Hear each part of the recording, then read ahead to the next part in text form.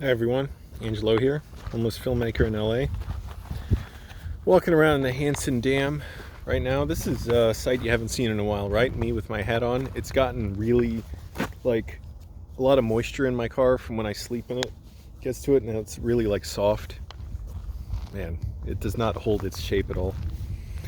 But you haven't seen me like this in a while, walking with my hiking uniform on, gardening gloves. Because, with the depersonalization, derealization, I've been so distraught, so upset, I couldn't even bring myself to do this. I'm still not recovered. After I was doing well for like 24 hours, around when I filmed yesterday's video, started feeling a setback. The return of racing thoughts, anxiety, these sort of delusions of reference, these grandiose thoughts. And so it's scary. It's scary thinking, well, will I ever have my imagination back, my voice back? By the way, look, there's grass grows here in the winter. So it's December, and finally the mountains are green, and look, there's grass growing here and behind me. I can barely see the screen because the sun's bright. Anyways, I didn't bring my sunglasses. Why don't I go get my sunglasses while I talk? Yeah, so it's scary. It's overwhelming. I didn't work out today. I kind of regret that, but whatever.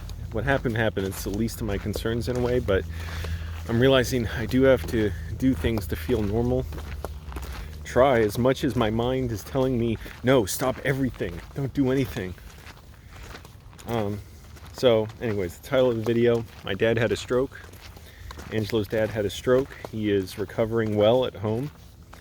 So the messed up thing, really messed up on top of having a stroke, is in my condition right now, like, I cannot even process stuff, like, and that's what's so scary about it too. It's like, if anything happens that I can't cope with, like, I have no coping ability whatsoever. Whereas normally, yeah, stuff is scary, it's depressing, it hurts, whatever, but I can figure out ways to deal with it. Apparently it wasn't major. He was in the hospital for a couple days recovering. He's not paralyzed. He doesn't have slurred speech. He's still been lying down resting. He is like 88 years old. Still a strong guy and everything. He was working still and driving, but I think he only drove like during the days. He didn't at night, like someone would drop him off home, and he works close to home. Pretty healthy guy. Like I just ate a Lara bar. Some of the stuff in it, choking on. But yeah, it's messed up, and I ask my mom regularly how he's doing, and they're trying to give him like he's got, first of all, he's got health care from being in the military, so he's all covered in that regard. Like, he's got physical therapists come into the house, and he's doing stuff in bed, I guess, to exercise. He apparently he's getting good nutrition. I can never trust my mom on that, but I tell her to do that and don't give him that crap sugar. And she's like, oh, I gave him an Ensure and it didn't have much sugar, so I put sweetener in it. I'm like, what are you doing? That's poison. Don't bother. It's sweet enough. You can get like those protein drinks, but without sugar in it. And don't add the sweetener. And she just kept going in circles like, no, it's not sugar. It's sweetener. I'm like, are you out of your mind? Did he not just have a stroke? And trying to keep him encouraged and stuff too, because that's a big thing with people who have, health problems when they're older. It's like losing the will to live, the will to fight. But so far, it seems like a smooth recovery. As far as anyone can be at that age. And my dad's had health problems before, and he always recovered. He had a edema or something in his head. He fell and hit his head a few years ago when his blood pressure went low because he was taking too much blood pressure medicine. Recovered, fully recovered. He's had falls, bruised his hip. What was it he broke lately? He cracked his hip or something a few months ago, and recovered from that. Now, was I back in Virginia for that? I can't even remember now. It's all kind of a blur. But anyways, it's the last thing I can deal with right now, because everyday functioning is hard for me.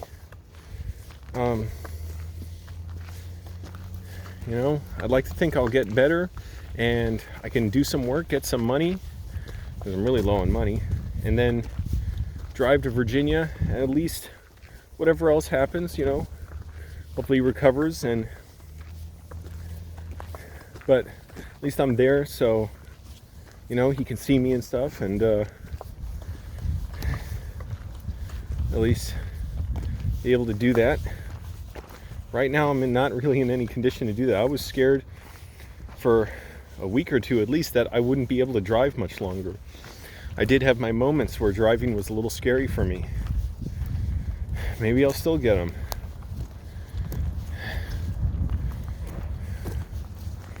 Depersonalization, derealization is so scary for me because it's like, if I'm in it, I don't know I'm recovering until I'm actually recovered.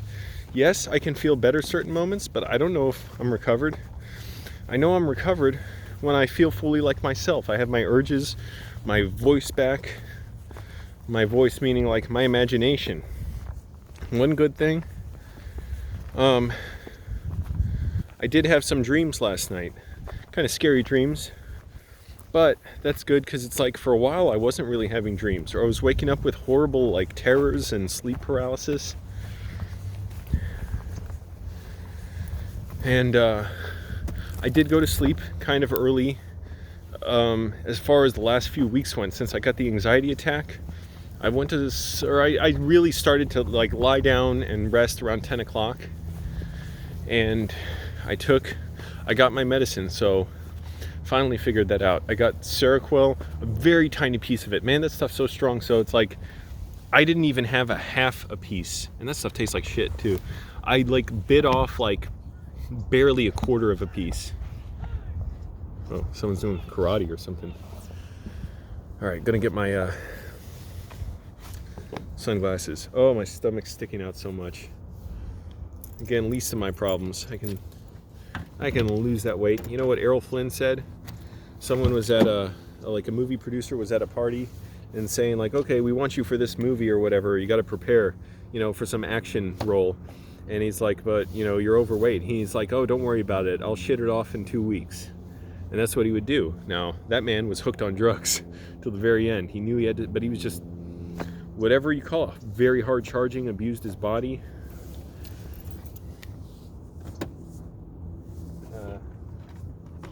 Cheating on his wife. All right, there we go.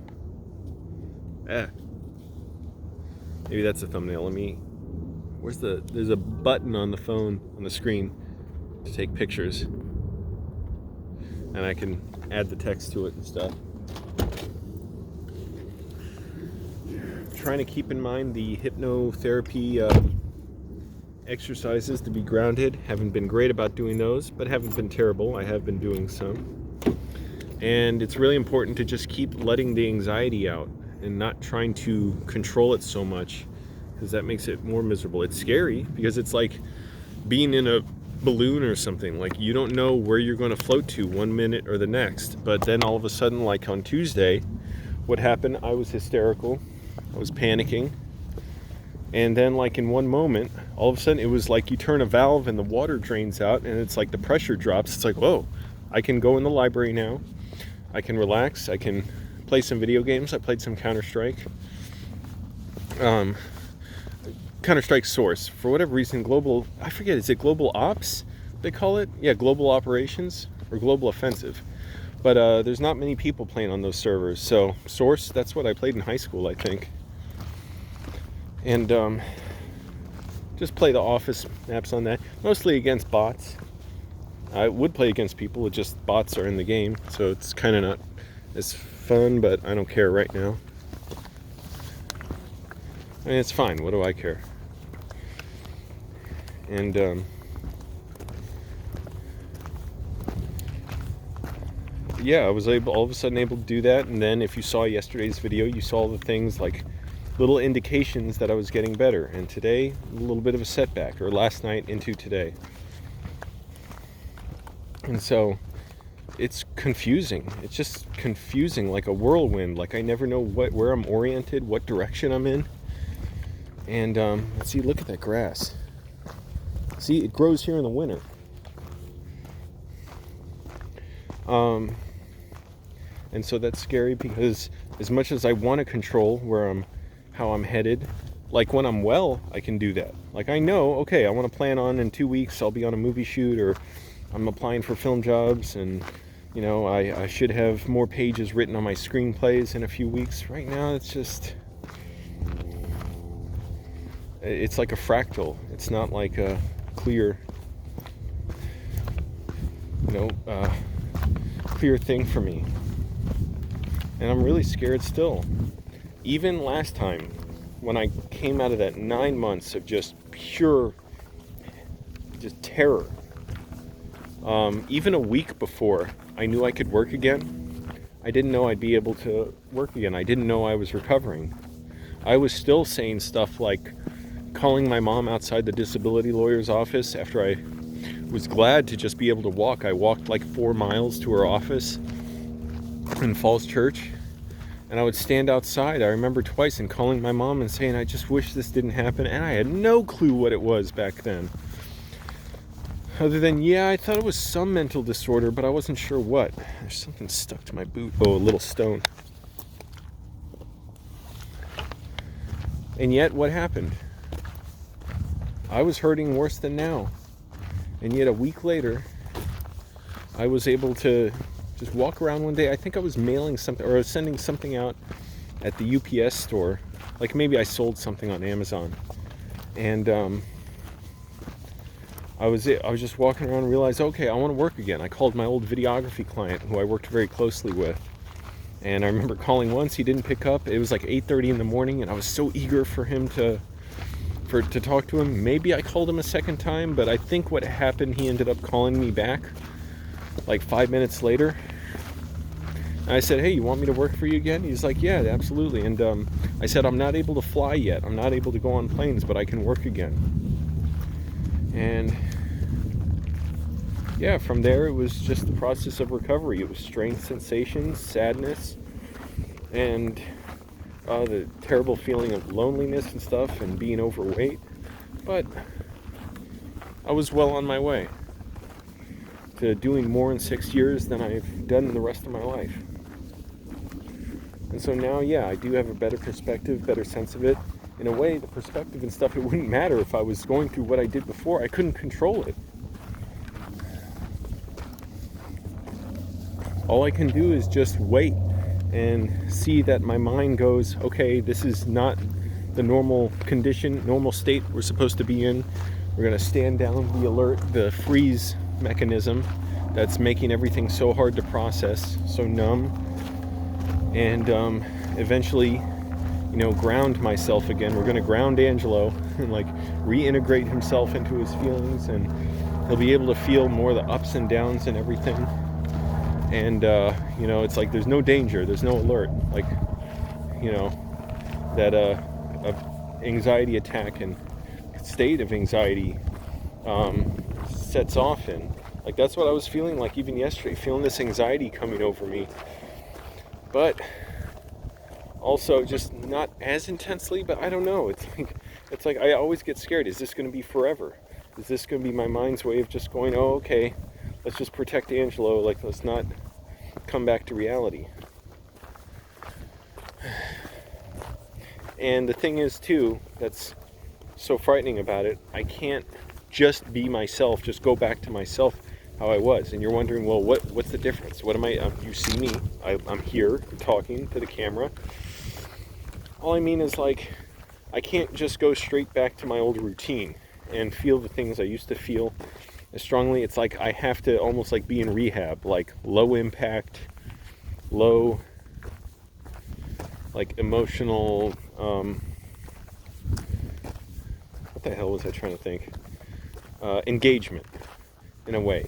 And really a big thing about that is like movies. Like normally, yeah, when I watch them I'm super sharp to them and alert to them. Now it's like mush, and it's like, okay, I could sometimes watch movie clips, but I can't watch too many or I start to freak out that I can't feel more and my anxiety kicks in, and then it gets worse, the racing thoughts. So it's like right now, this might be kind of a good thing for me.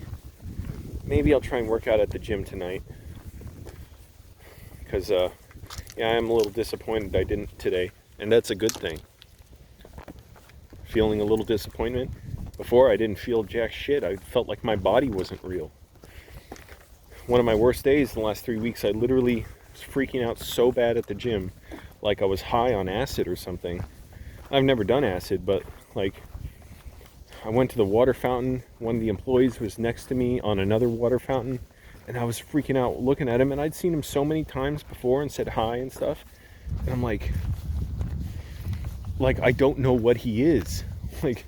Like I'm not detecting reality. And then went in the shower looking at my hands, feeling like almost like they were pulsating. Like, I don't, like, how are these hands mine? And looking at water coming down the wall in the shower, wondering like, what is that? This is a perception disorder. So the good thing is I have awareness of it. I am not, just lost to it, even though every single time I worry I will be. And even in my absolute worst moments last time, I always knew something was wrong. I just couldn't figure out, how to get back to reality. So I plan on taking the medicine regularly. I kind of didn't want to at first because I'm like, oh, fuck this. If I'm feeling better, I'll be good. But as long as it has no major adverse side effects, I'll take it. And it's still small doses. And take it as prescribed, not messing with that. And a doctor I was talking to, just another doctor I happened to meet,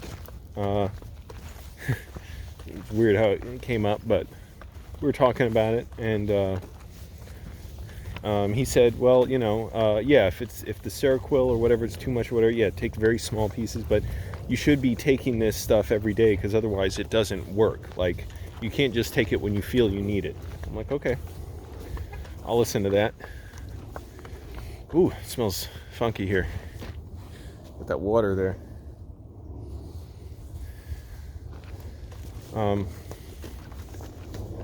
Yeah, because the psychiatrist or doctor, I don't know if he's a psychiatrist, I guess so, at the, the urgent care that I went to, man, that guy just could not give a less of a shit about me. It's like, you have this? Okay. Well, maybe Seroquel helps with that. It was giving me anxiety just to talk to him. So like I said, normal things that ground me and help me aren't quite working right now. My mind's not engaged yet. So I'm trying to do stuff like, it's like low emotional, what was the thing I said? Low emotional what? Like engagement, sort of. Like less, like complicated, like work. Can't be doing that. And I still get these little intrusive thoughts and everything, even when I talk about it too much. So it's like I just got to keep things simple, keep moving. Walking around is good. And I do have some work I'm looking forward to today. I was scared I'd be able to do it. I thought last week I'm getting worse and worse. But I'm editing a video for Steve Clymer on YouTube. Look up Steve Clymer, one of my favorite YouTubers. I've been watching him for years, along with other characters on his channel, Stu Cranston's and Lord Lorbson and others.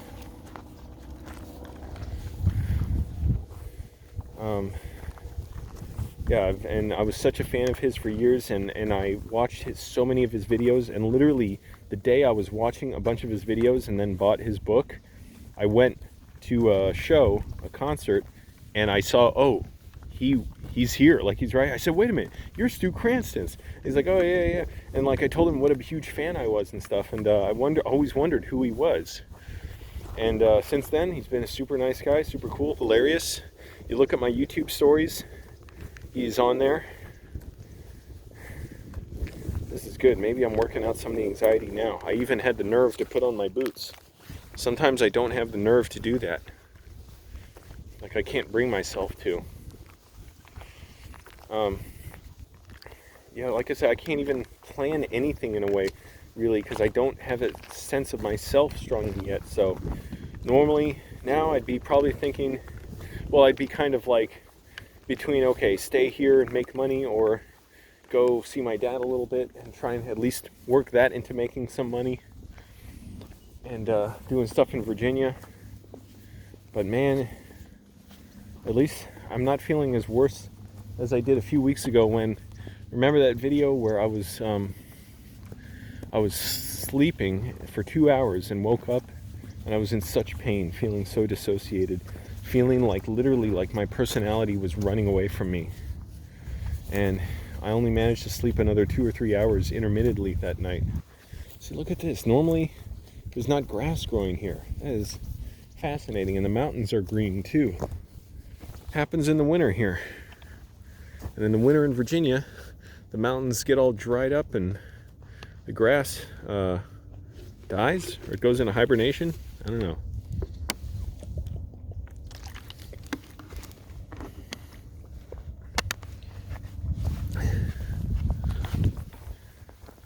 They're nocturnal plants, as Steve Clymer, or is it Stu Cranston's? I forget which guy does that. Stu Cranston's findings. Yeah, I think Stu Cranston's is the scientist character.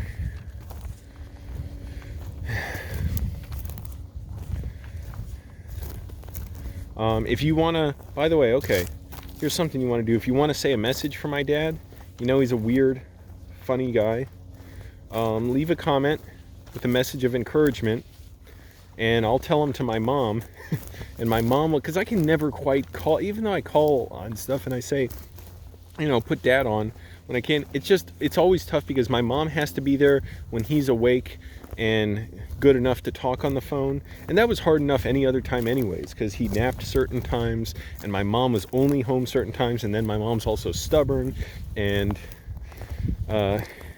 she doesn't think straight. And then, so it's like always hard. But if you want to leave comments for my dad of encouragement and where you're from or whatever, or what video you've seen him in, I don't think he still quite understands, you know, that he's on these videos. Even though I've told him, I've been clear about it, and he knows the Jimmy Kimmel video went on TV, the one where I threw toilet paper at him. He caught him.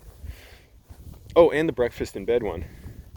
But if you leave comments, and I'll read them to my mom, and I'll get her to tell them to my dad, because I know he'll appreciate that. So leave your comments for Angelo's dad. Tell him you want to see him in more videos, because eventually, you know, I'll go back to Virginia to visit at some point, assuming I get better.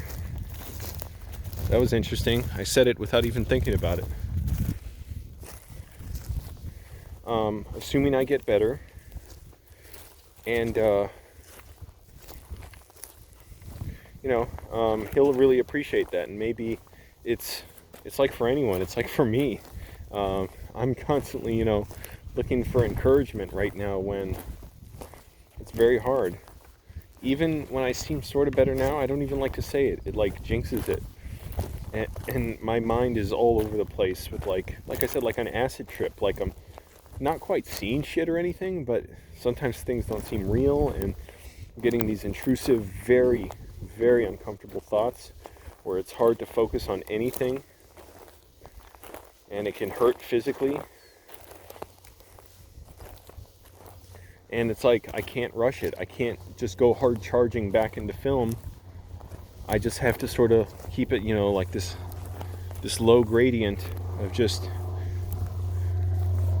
working in it gradually. And it's like I talked about the paralysis victim or something, you know, somebody who says like, yeah, they were paralyzed, but they started feeling tingling in their hands one day or something, and that was it. And then maybe for like a week or a month or something, they felt that, and then they were able to wiggle their fingers and then move, and then before you know it, they're fully able-bodied again.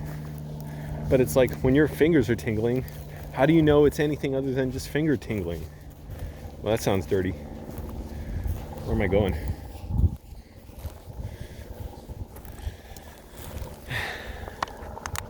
Maybe a thumbnail here? No, a thumbnail with a field behind me.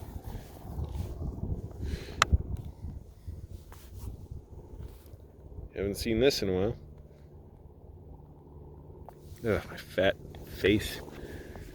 Least of my problems. But yeah, I didn't even have the much ability to do this 2 weeks ago because I would have been scared shitless to do it. And just hoping everyone's right. My mom's right. My mom in particular, she's like, Angelo, I know you better than anyone. Like, you're going to get out of this. Just like last time, I could see in January you were getting better. Now, it took by April to actually be well again. And believe me, it was not easy at all. But then I started just walking down the street. I remember one day I went to a local bar to get chicken wings. And I barely had like $15 in my bank account, and I spent whatever, a bunch of it on that.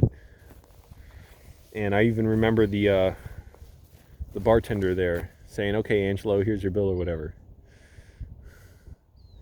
And I remember walking over to Columbia Pike and finding the Pan American Bakery there. That's how I found that. And I've made at least one video with my mom going there, eating the salteñas.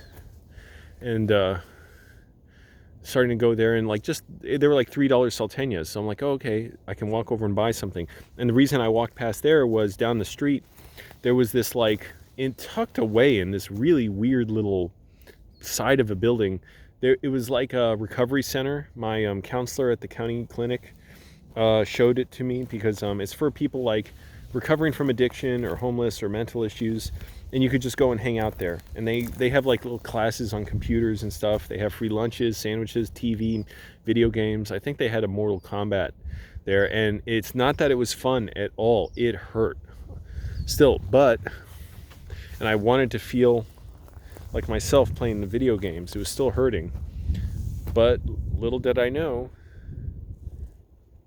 whatever, 2-3 weeks later, I was just walking around one day and I was like, oh, I want to work again. I called my old client, and you know the story from there. Even when I met him and some of the other people in his company after that, we all got together and went out one night. I was wondering if I'd be able to speak, because I hadn't yet had a normal conversation in like 9 months with anyone. The conversations I had were frantic and full of pain, or I was just hiding how badly I was hurting. You look at my videos from August, all my videos from August 2012, I was in extreme pain. I just tried to hide it. The one where I'm wiggling my forehead, the one where I'm boxing with my friend Matt, the one where I review Magic Mike, my parents talking about Angry Grandpa, I was hurting like a motherfucker. Almost 30 minutes on the video. I think that's a good time. About to end it. Maybe take one more thumbnail here. And I'm just going to walk around this park and try and relax. But leave your comments for my dad of encouragement. And you can talk down about me if you want. That's cool. Like, oh, Angelo's a jerk or something. And like I said, I'll read them to my mom, and I'll try and get her to write them down or something. Yeah, right. Like, she's going to write them down. She's going to be like, oh, yeah, I'll remember. Don't worry. And I'll tell them to her, and she can tell my dad. In the meantime, she's just trying to keep him encouraged, give him good nutrition, give him his medicine, and get him recovering. Now, I need to recover too, and I'd like to be able to recover, make some money, and whatever else, go over and visit. Let's see how it goes. I never know. Like I said, right now I'm not able to just do things like I could before. I get these scary, intrusive thoughts. I get hurt, and I know when I'm well. I know myself. I know when I'm better, and I'm not there yet. So leave the comments, and I'll tell them to my mom to give to my dad, and I'm hoping I get better too.